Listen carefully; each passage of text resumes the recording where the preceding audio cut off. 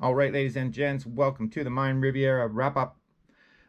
This is the wrap up for the week, and I will answer a couple of viewer questions about the Mexican trip, and we will also give away the custom gold dog bone and the other three prizes to the winners of the contest. So let's get on to it. Let's start with some questions. First question I chose was Cabo versus La Playa. We prefer Cabo. We've been to Cabo twice. We like the resort the best there.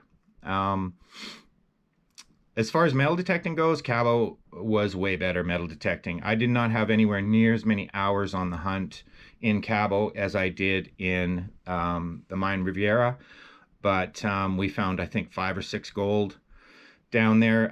We didn't find as many pesos and coins down there, but that's really not what we're looking for. That's just a bonus. So anyway, we did find Cabo much better treasure hunting. I'm not sure why. I think maybe because there's not as many people hunting there. Excuse me. And so that could be something to do with it. As far as the actual places you can hunt there, the resorts are getting a little hard to hunt now. So if you're not staying at that resort, each resort has like a rope. It's got like a sitting area, sometimes maybe a restaurant or a bar or something, and then it's got a rope, which is meant to keep the locals from coming in there and selling stuff. The locals have to stay outside the rope at all times, so it makes it really hard to hunt other resorts. I did do it, and in a couple of cases it was fine, and in a couple of cases I was asked to leave. So the second time wasn't really my fault. There was no rope. So once I got kicked out of the first one, which I had already smashed the whole resort anyway, by the time the security guy came out, he was super polite. You apologize, you move on. It's not the end of the world. You're not going to jail. But it is harder. And I think because there's more local hunters in the Mine Riviera, that they're more used to the locals trying to get in there now. So yeah, so they knew exactly what I was doing. Whereas Cabo, people are kind of still a little unsure about what you're doing when you're metal detecting, which tells me there's way more people doing it on the other side. So yeah, so that's that. Maybe pick a resort that has a huge seating area because you can definitely hunt your own resort. You have an armband, which security will check. So yeah, so either pick a resort that has a ton of chairs and stuff out that you can hunt, or try to pick a resort that has a lot of open beach. And as far as water hunting goes, yeah, there's a lot of good stuff in the water. It was a little tricky. I finally figured out where there's a ditch there that pretty much collects all the treasure. If you go out any further, it's sanded in. So it's pretty close to shore. But my next trip, I am bringing both the Excalibur and the Equinox. I'm going to try to bring both on the plane. So yeah, so I can hunt the water better. That salt water tore up everything. It was making the Equinox not want to charge. It completely screwed up my GoPro. So yeah, I'll be a little more ready for more water hunting, but I did find some cool stuff in the water there, and I did do one more day. I did go out once more in the afternoon there after I'd finished all my stuff, and found a bunch of coins. So anyway, that's the story on that. And next question. Lots of questions about traveling with the metal detecting gear. I don't know all the rules of every airport, but I'll tell you the way I do it. I do not try and do carry on. The reason I don't try and take it carry on, even though it should technically be legal on the plane, the battery is small enough. But the battery is not removable. So technically, they can ask you to remove the battery from a laptop or any electronic device. If you can't do it, you're going to have a problem. And I do not recommend taking the battery out of your Knox. They're really prone to leaking after that if you don't get them put back perfectly and everything. So I put it in the checked bags. I just put it back in the Equinox box, took it apart, stuffed all my clothes around it in the Equinox box, and I used my small scoop with a two-piece shaft. So I left the head attached to the bottom part of the shaft because it's the small scoop, and then just separated the top part of the shaft. So I managed to get it all in my luggage with our clothes. We only checked one bag because you have to pay more for checked bags now. So yeah, so I got it all in my, and the reason I put it in my checked bag is because when you get that question when you're checking in your bag, is there an electronic device in there? You say yes. You can find out right away if they're going to let it go or not. And if you're there early enough, you got enough time to run it back to the car if they decide that they're not going to let you take it. But that's harder to do if when you're at security, say, oh, I'm going to run that back out to my car. So that's why I put it in the checked bags. It wasn't even a problem this time. They didn't even ask if there was anything with a battery in my checked bags. So yeah, a lot of people say you can take them carry on. I'm going to continue putting it in my checked bag. And the next trip, I'm going to have to bring 2 checked bags, which I think will cost $50 or something like that. But it's worth it to me to get the 2 machines down there so that I have a water machine down there as well. Next question was about safety. Very good question. 2 weeks before we left, there was 4 people shot in Cancun. And I know that the beach, the week that we were there, the Marines were all over the beach in Cancun, whereas they were not in Playa del Carmen or the coast that we were on. There was no military on the beach. But yeah, I'm not too worried about it. I was out in the middle of the night and stuff like that. Every hotel's got security out on the beach. They'll ask you what you're doing with flashlights and stuff like that. I never felt unsafe at all in the area we were in. So, and I think a lot of times when people get in trouble in Mexico, they went there looking for trouble. Maybe they had a problem in a nightclub and you're wearing an armband that tells where you're staying. So, or they were buying something they shouldn't have been. And, the deal went south, that kind of stuff. I mean, sure, accidents are going to happen, but wasn't concerned about my safety at all at any point in time during the trip. Lots of questions about the resort as well. I don't know. You can only take those reviews that if you look on their trip advisory reviews and stuff, you got to take those reviews with a grain of salt. This resort was massive. It was 2,000 rooms. I did that because there was so much beach to hunt and there was a lot of amenities.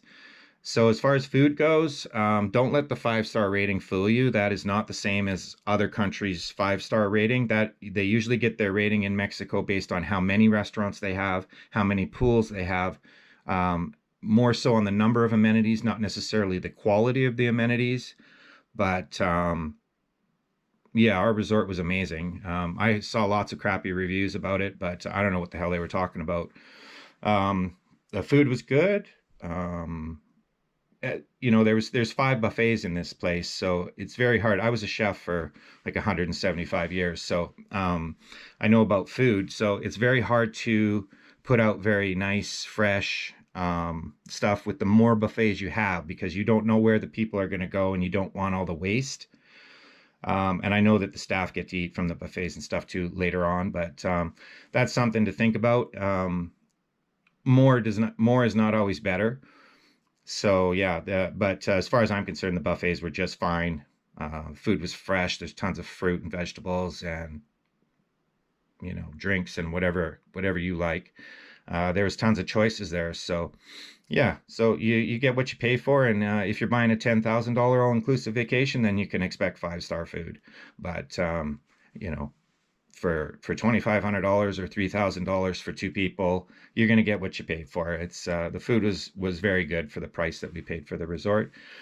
And the resort was super cool. Massive resort built in the jungle, so a lot of the animals are still there. There was deer, spider monkeys. I couldn't get a spider monkey on camera.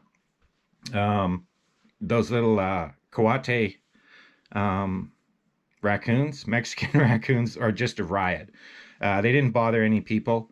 You're not supposed to feed them from your hand, which makes sense because then they start getting bitey and all kinds of stuff like that. But yeah, they're super cute, and most of the time they just jump in the garbage can and grab whatever you just threw in there. But they didn't seem to really bother anybody.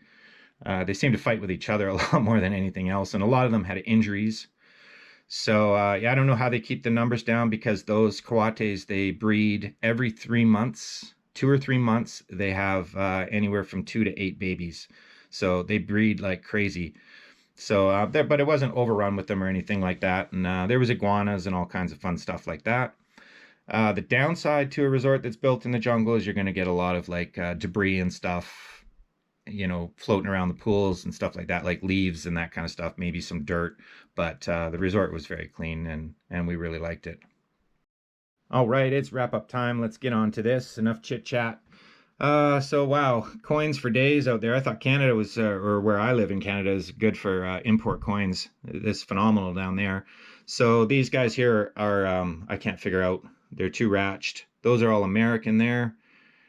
Or sorry, no, those are not. Some of those, oh, I just moved the Rosies over here. So those are all American. That one's Canadian loonie. And then these are all pence, except for these bottom guys here are the Rosies. I did check all the Roosevelt dimes for silver. They are not. That's a euro up there. Not sure on that one. I think that might be a Canadian quarter. A couple of pesos that didn't make it to the, that slipped through me. I didn't get a chance to leave those for the cleaner, but the total for the cleaner was over 650 pesos. So that's really good. That's I don't know, $20, 100 pesos is $5. So that's like $30 and change, which is a little over 2 days' wages down there. So it goes a long way to tip the staff down there. And of course, we tip cab drivers and bartenders and stuff too. But that's what we left for the cleaners. So I'm sure she or he was very happy. Couple of, I'm not sure what that import coin is. It's not English. The little dive helmet, super cool. Oh, look at all the jewelry. Holy cow. Nothing wrong with that. We got 9 rings. So that's all bling up there. All those pendants are all bling. Right up to the sombrero, which is silver. The little N is silver. The little superhero guy is silver too. Somebody told me about that. It is a Pandora charm. So he is silver. The little earring on the side there has a really funny silver marking, but I did look it up. It is silver too. And that's okay. Those are all bling rings there. The good ones start here. I think these are good anyway. That one was titanium, black titanium, monster tungsten. Super cool 925 pendant with an opal, and the little diamond chips on the side are diamonds. I did test everything properly. Big lunker. These are pretty common in Mexico. They sell them everywhere down there, but they're not cheap. Silver is not cheap in Mexico, I'll tell you that, unless you really grind them. If you want to play the game, you can get cheap silver, but most of the jewelry that I looked at down there was way overpriced. So that's probably the hero for the gold. The only gold. Awesome ring. That is 6 grams of gold. And the diamonds all check out. 4 nice diamonds in there, pretty decent size. And some big silver. This thing here, that is hair in there, as we discussed.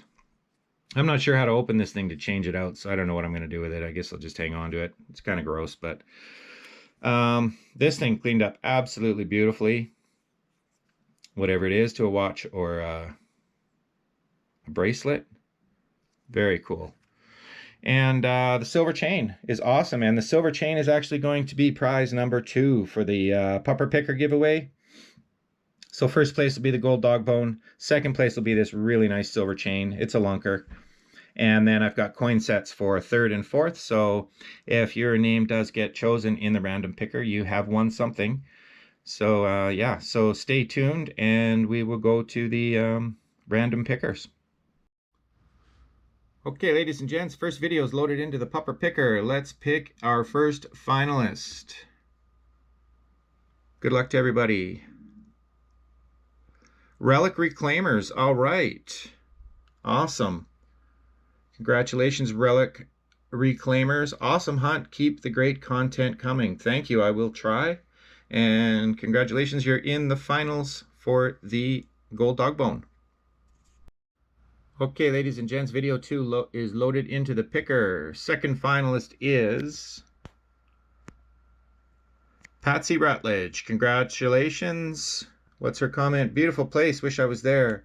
Glad Mud Bunny got to tag along this time. Good luck hunting. Thank you so much, Patsy. You are in the finals for the gold dog bone. Good luck. Okay, video number 3 loaded into the picker. Let's pick our 3rd finalist. Good luck to everybody. Digging Buddy. All right, Digging Buddy. You are in the Pupper Picker. Good luck. All right, we are loaded up on the 4th video to pick our 4th Pupper Picker finalist. Bottle Cap Poppy. All right, Bottle Cap, I like your name. Yeah, so you are the last finalist for the Pupper Picker. Good luck on winning a gold dog bone. Okay, ladies and gents, Pupper Picker will be coming out that door there. We've got everybody's bowls out here. Everybody's got a cookie in their bowl. Relic Reclaimers, Patsy R, Diggin' Buddy, and Bottle Cap Poppy. Everybody's in equal distance. We throw the rock to release the pupper. Good luck to everybody. Doesn't matter what he does, it's the order in which he eats the cookies. First one gets the gold.